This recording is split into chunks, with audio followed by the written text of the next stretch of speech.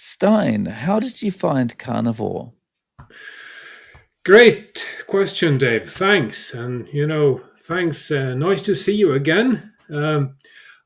Short version, I found Dr. Ken Berry's video on carnivore after having turned to Dr. Google and Dr. YouTube for wanting um, uh, weight loss.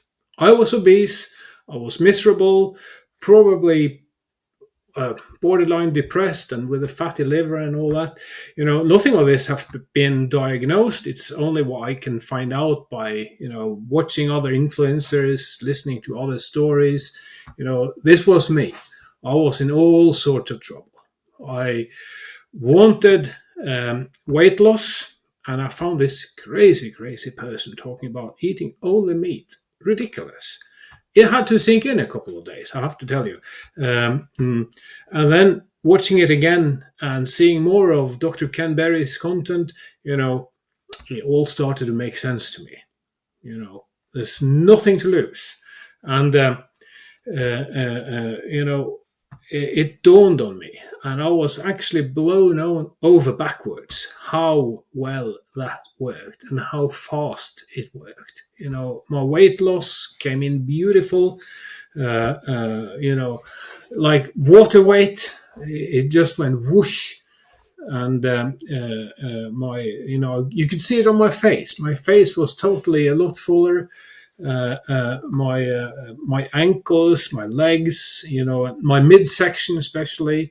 That's where all my weight buildup had been, over many years, over my whole adult life. I've been overweight and obese, and always believed in moderation, everything in moderation, eat the rainbow, and calories in and calories out, and all that. And yes, I can confess here and now, and to everyone, I am a sugar addict. It was the sugar all along that kept me in overweight and miserable and with brain fog. And all of this let go once I found carnivore. Oh, that's fantastic. So, when did you get started, and how long was it before you realized, wow, there's something to this? I found carnivore, this must be 2.5 years ago. So in the summer of 2023, it must Mm. have been. And I've already started a weight loss journey by then. I've gone down from 105 kilos to about 87 or 85 or thereabouts, and but that's still overweight for me from me being 180. Apologize to all your viewers and yourself who work in imperial units. Maybe you could put things on the screen. I'll pop it up on screen. Yeah. Perfect. Yeah. So, and then when I got round to starting the carnivore diet, then I went from 85 to 75 kilos. And that is the weight I've been when I was a late teenager. And that came so fast. I think 3 weeks into carnivore, I was already at my goal weight, which is on the small side for me. And I have to be said that I've started a little bit of weight training and all that. So slowly, I think I'm building muscle. It's nothing systematic or with a big gym bros or tracking this animetric or anything. It's just I think of it as retirement savings, because muscles is important for as your glucose burning and metabolism, your biggest organ for burning your energy. So this is it feels really good to lift heavy. I'll go like twice or three times a week for like 40 minutes per session, and with other people, and it's sociable, and we draw each other. So that's always a good thing, that when you're with people that you sort of know, and it becomes a bit sociable and all that, and you're obligated to one another to turn up. So light gentle pressure like that. So that's Right. perfect, really. And what is your menu plan like day to day? Day to day, yes. Normally, I'm at 2 meals per day, and for I eat for the first time like between 11 and 12, like lunch at work. I work in an office, for an energy company, and this I always go to the salad bar because there will be not perfect carnivore foods, but there'll be like chicken meat, and there'll be like lots of eggs and stuff, and you can have all that with a bit of sour cream or any dressing and all that. And I have to confess, I always bring my little pork scratchings with me, like crushed up to have a little crunch in the salad. So that works a treat for me.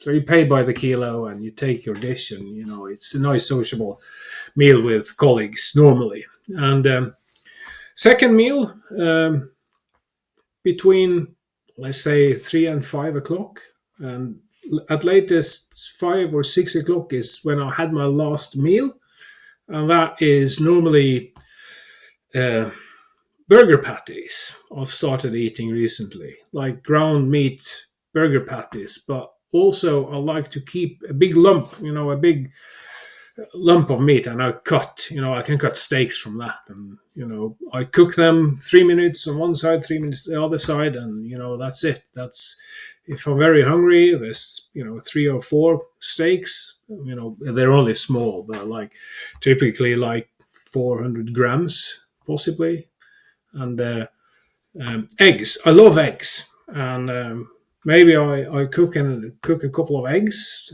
for my second meal as well. So I'll say that I go through like 4 or 5 eggs per day. It's that sits really well. I know lots of people don't like or don't tolerate eggs so well, but to me, I found a local farm, and they taste nice, and I tolerate them and I like them. So eggs it is, and you can get locally to where I am, which is north in Norway. There's good fish to be had, like white wild caught fish, prawns. The prawns we have is only small.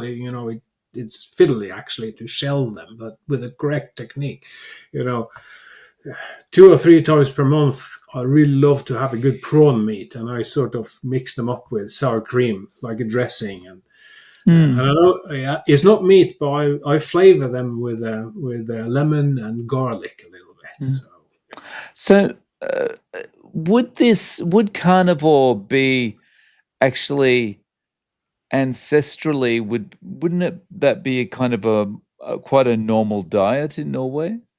oh, I think it would. I think it would. Further to the north, well, anywhere in the country, really, you have the Sami indigenous population, and they always been reindeer herding, and you can actually get reindeer, but I find it to be a bit on the pricey side. But it's good meat. It's ruminant, and it's guaranteed naturally fed grass, moss, lichen, and all what they eat, and it'll be sympathetically slaughtered and everything. And you can get speciality from the reindeer is marrow bones, and nice fatty marrow bones, and that's I think it's really beneficial to have some of that from time and time. Um, in the local supermarket, I always find myself picking up liver, and the way beef liver typically, and the way I do it is, I half thaw it. I thaw it so much that the knife will actually, be able to cut it. So I dice it up, and I then refreeze the cubes of liver. And once I come to cook my burger patty or my steak or anything, if I have these cubes, I chuck a few in, and I think this is really beneficial for the vitamins and all that. And I like it, and so that's why I do. That's really good, like a good idea, because you're able to control the dose as well, so that you're not going crazy on the vitamins either, right? You're just getting a nice amount. That's right. So Mm.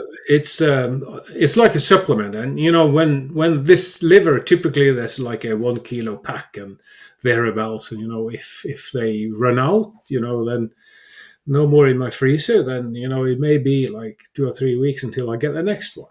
Of course, I have to remember it have to be suitable. I have to do a shop run. That's where I know I'm going straight home and be able to cut it up and all that. And recently as well, I've started finding good kimchi and fermented like sauerkraut and all. I think that's really good for your microbiome and all that. And yes, we spoke before, Dave, didn't we? There's Oh. how long ago? Can that So be? it's about 11 to 12 months ago.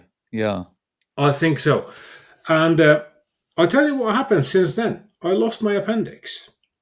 It had to be surgically taken out, and this is the reason why I'm trying to now be careful to get microbes for the microbiome. And kimchi and kefir. I think we spoke about kefir the last time too. Um, uh, and I find that serves me really, really well. And obviously, if you want, I can talk about how the appendix and what happened. Yeah, please. Like, yeah, what happened there? I have my theory what happened.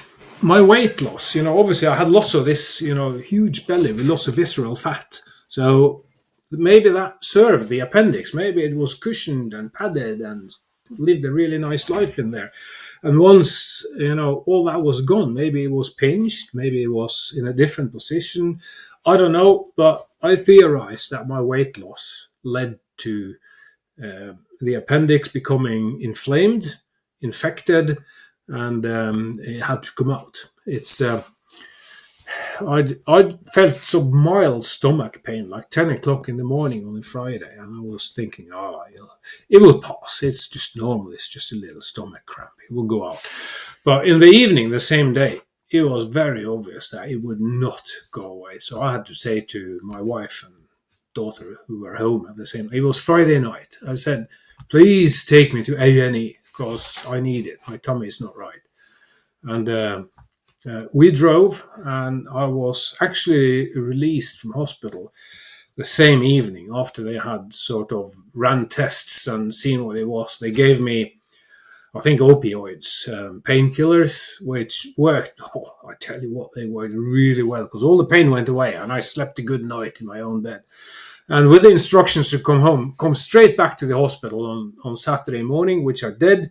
And I was then prepped for the surgery, and it happened in the sort of evening or late afternoon, evening, under full anesthesia and keyhole surgery. So it was, except for the fact you being totally knocked out by the anesthetics, it was a pain sort of. It was a straightforward procedure, and no, I'll tell you what was the worst thing is that they puff you up your abdomen with gas for the instruments to be able to see.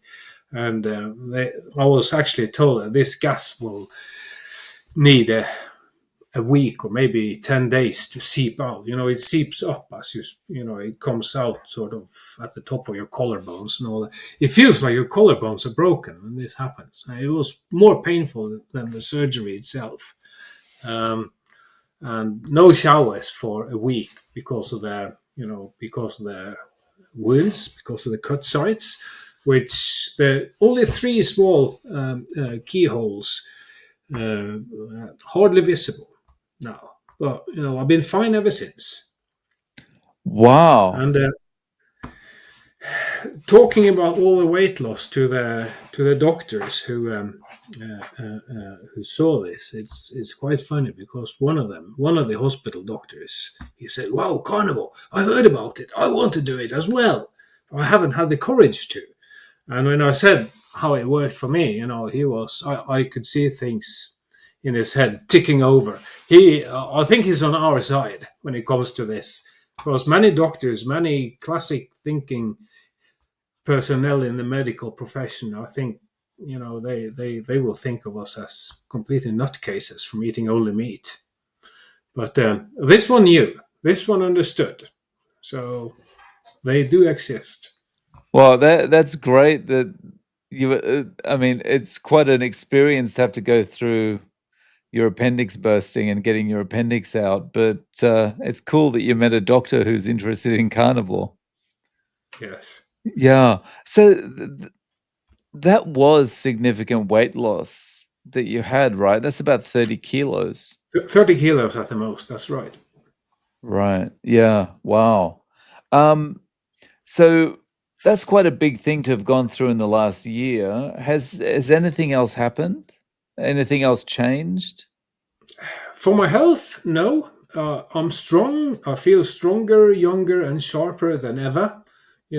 When I can adhere to strict, carnivore. I'm sort of in and out a little bit because there's 100 reasons to eat, and when the situation calls for it, I'm happy to accept a few vegetables and all that. I mean, to me, this is not a religion and strict. And, I can cope with other things, now that my healing has happened, and I'm more resilient and more robust to, the types of food that I can have. It's it's a few vegetables won't knock me off guard or anything. So from time to time, I have some of those, but it's absolutely crucial for me to, and like the plague, I avoid bread, rice, and any sugary treats and beverages and all that. And as we spoke about last time, it's I was blown over backwards how how I was dictated by. It was like voices in my head telling me in the evenings to go and get a biscuit. There's some sweet treat in the kitchen pantry and all that. It's all gone. There's no cravings. There's no food noise or anything like that. So carnivore to me is freedom, food freedom. I'm never hungry. I never have to have food at a certain time. If the day gets on and it gets late, and it looks like it's going to be a meal skipped, so be it. There's go to bed, and then there's the next day and do it again. And it's I find it really beneficial to be fasted in the mornings up until sort of 11 o'clock or midday or thereabouts, and it suits me down to it really. It's you have a very strong kind of clarity when you're fasted, right? True, it's like a superpower, and I have done like prolonged 2 and 3 day fasts, but not for a while. But I do the sort of what could it be, 18-6 perhaps, some variation on that most days. So 2 meals, but it's not the end of the world if I'm hungry in the morning. Yes, then I'll have some egg and bacon, or leftovers from last night, some fish or some beef that was not eaten from the day before, or you know if whatever's in the fridge, eggs, perfect. I'll have some, and it's you just feel what you like, and you do it a bit intuitive. Right. And that's one of the best things about it is like you don't have to constantly be thinking of a plan. You can just go with how your body feels, right? You wake up and you're a little bit hungry, you go, I'll have a couple of eggs. But otherwise you're good until 11 o'clock, 12 o'clock. That's right, and also in the weeks, when I have work and on a normal day, there's a distraction of work, and I never think of food. You get up, and I normally do like a 30 minute walk or something before I go to the office, or maybe the strength training in the mornings. And never once do I think about food. My morning routine is, in fact, I can talk about that a little bit, which is um, hydration. You get out of bed, you drink, you hydrate, you put some electro. I found some, plain, just nothing, no nasty ingredients, just plain electrolytes, salts of the kinds that you need. I mix that into my water. I drink that, and I have cod liver oil every day actually for the omega 3. We get good cod liver oil. Uh, um, it's called Muller's Tran cod liver, sold in the States under the name Carlson's, I think. So it might be other places in the world too. So I have some of that. I do some exercise. If I can, I go outside and get sunlight, bare feet. So I touch the ground. Uh, uh, um, a sea swim some days. The days where I go to the gym, we always end our gym session with a 3-minute sea bath. And that's grounding. Seawater is conductive, so you'll be exchanging electrons with Mother Earth and yourself. So, as well as you can go for a walk in the morning dew in the grass in the backyard. I sometimes do that, and just get sunlight for a few minutes, which is good. So, have you met anyone else in Norway who's doing carnivore besides I your have. that doctor? Yes, I have. Some people, there's one guy I spoke to about it, and he, because there's a small Facebook community, and I could actually see a person there who's near me, and I went up to him and I chatted. He said, "Yeah, it was good, but I gave it up." It just sounded like he, because it's so much, the whole society around you is carbohydrate based, so it just sounded was the reason for him to give it up. But I think he had results. I think he liked it. Um, but again, yes, he let it Yeah, go. yeah. So, in Norway, is the standard diet? It's kind of like the standard American diet or standard Australian diet. It's kind of very carbohydrate and ultra processed heavy. I think I've only been to the States for like vacations and all that, but I think here and Europe and Norway as well is every bit as bad as the SAD, the standard American diet. We got Coke and Kellogg's and Mondelez and all those, and you see in the supermarkets, all the bright colors, all the boxes with cartoon characters on, and how it's pushed, and it's terrible, really. You When you start thinking this is a narrative, it's mind-blowing, really, how money dictates what the consumers get. And also you get all the Cokes and all the soft drinks and the Red Bulls and all that, and uh, it's terrible, really. Yeah. How is the obesity rate in Norway? Is it like high? Oh, I haven't researched it, so I couldn't give you any metrics for this. But yes, you can see people around you that are struggling and obviously have overweight and obesity, and maybe one in three or 1 in 2. Yeah, it's quite high. There is a good few people with that is struggling with weight. You can see that. Typically male. Well, females too. It's having seen carnivore and seen how it affects exactly that and how easy it is. It's like I see these people, I think, poor person, if only they knew.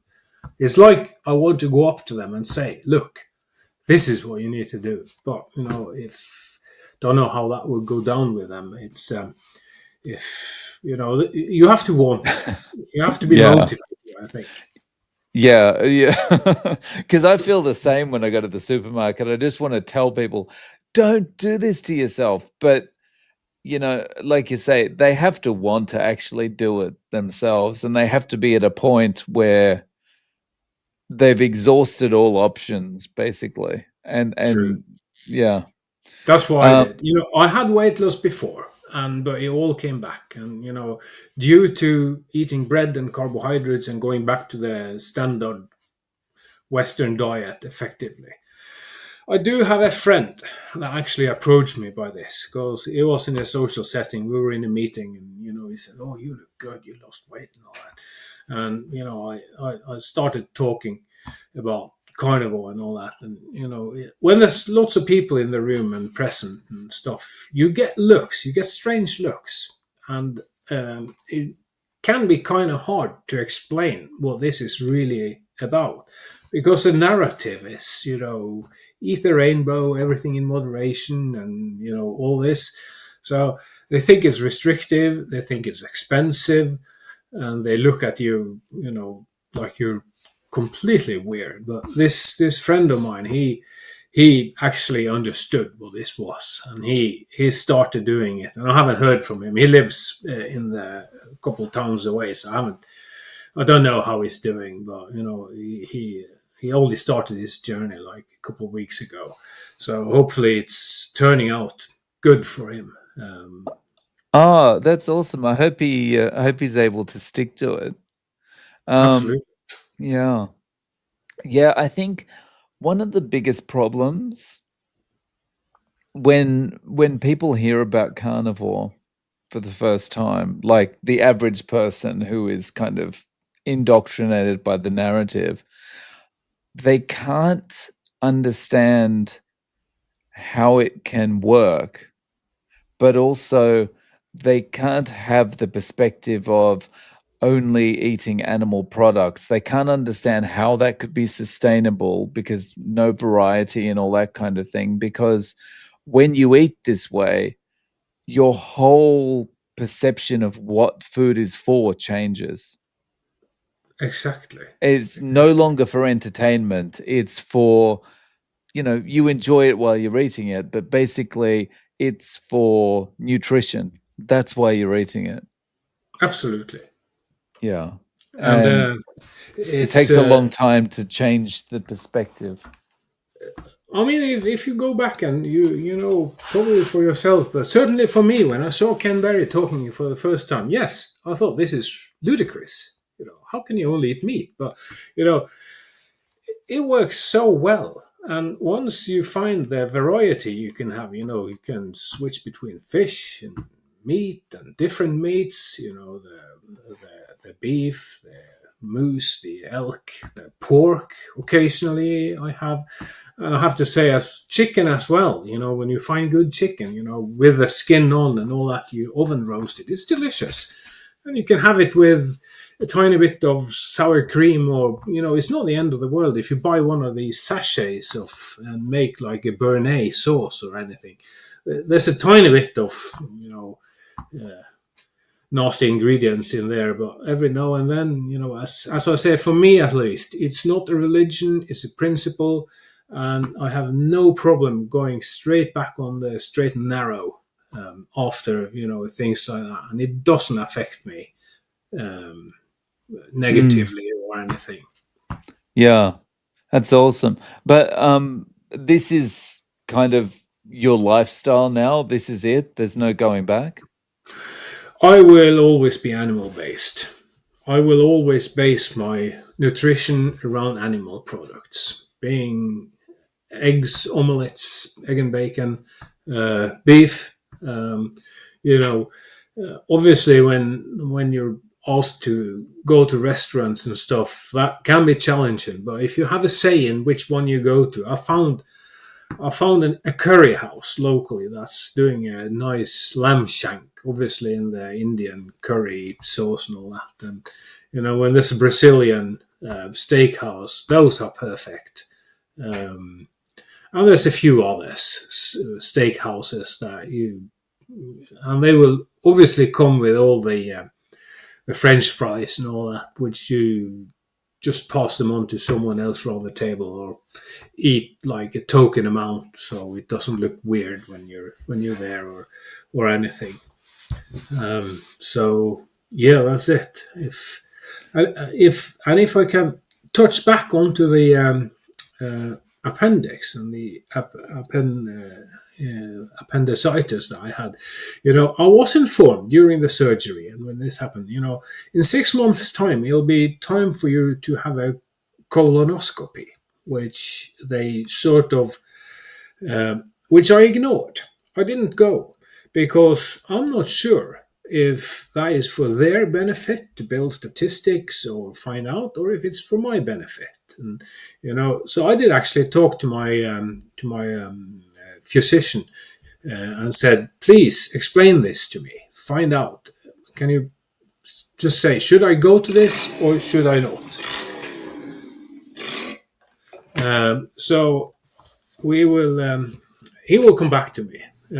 He ran some tests and he listened to my story, and he obviously, if they say that it's for my own best, yes, then I will go.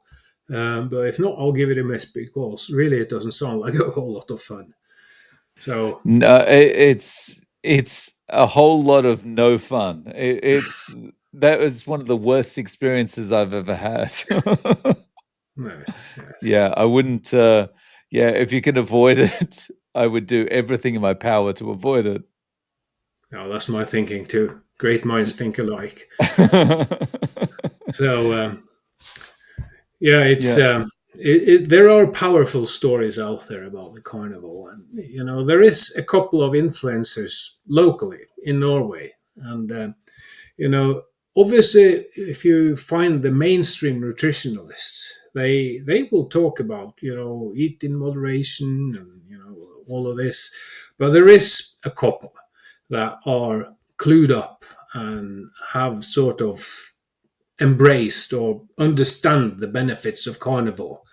Um, there's a lady called Anette Dragland. She's got a podcast called Leger om livet. She interviews.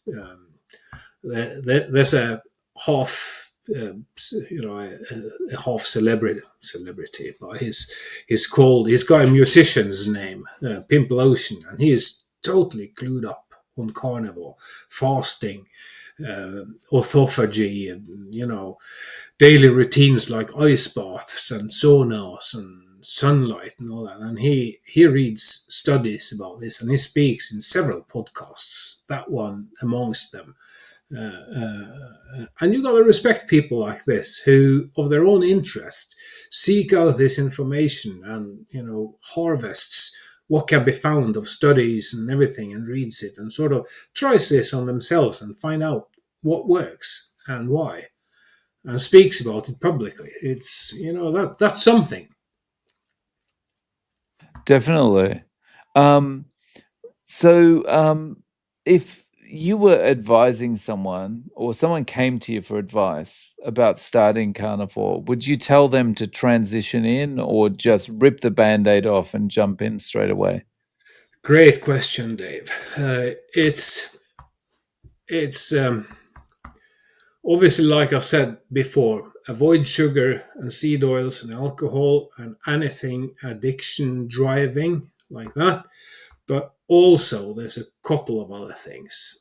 I tell them to understand their microbiome, understand their liver, how that works, gluconeogenesis, and how the liver shuffles toxins out into your pee and to your poop, gets rid of it, and that glucose goes to every cell in the body, but the fructose have to be dealt with in your liver, same way as alcohol or any other toxins.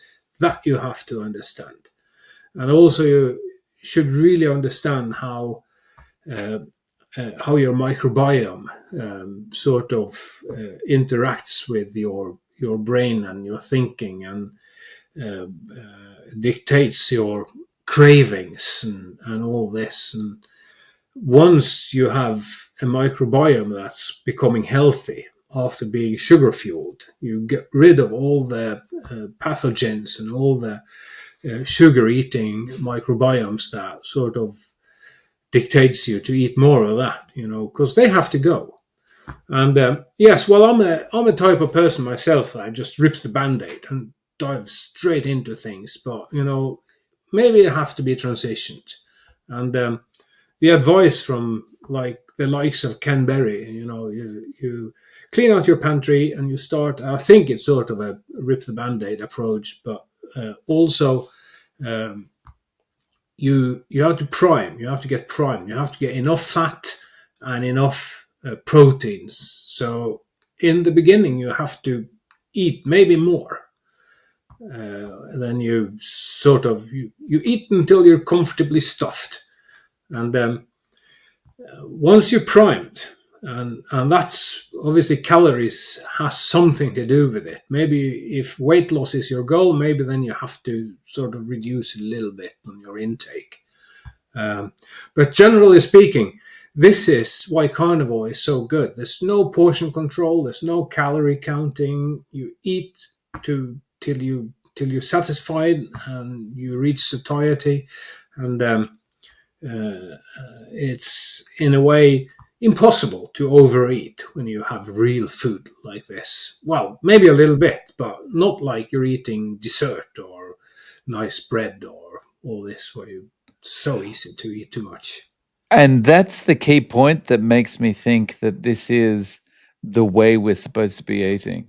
The fact that it's self-regulating, it's kind of, you can only eat up to a certain point and that's it, you know. That's right. And, when it's carbohydrate and ultra-processed foods, you can't stop. So, Exactly. one of them's for making money and one of them's, what we're actually meant to be eating. That's right. Mm. So, Stein, if people want to reach out to you, do you have any social media or any way of getting in contact? Yes, you can feel free to give my email address in your show notes. Please, I will reply to anyone wanting to reach out. I'm on Facebook, Stein Inge Sørensen. Please link that as well. And I do, in fact, have a small YouTube account as well. It's not diet related; it's everything else. But people can have a look there too if they like. Oh, That's yeah. What's your YouTube called? it's called Rocky Stone Wolf because Stein in my language, Stein means rock. So if as a nickname, I'll be in the English language, I'll be Rocky. Oh, okay. No worries. So I'll link to all of those in the show notes. Stein, thank you so much for coming on and letting us know how things are going. I really appreciate your time. It's an absolute pleasure, and thanks for reaching out. I was thinking, when with this appendix thing, that's something I'll be eager to tell. So brilliant! Thanks for reaching out.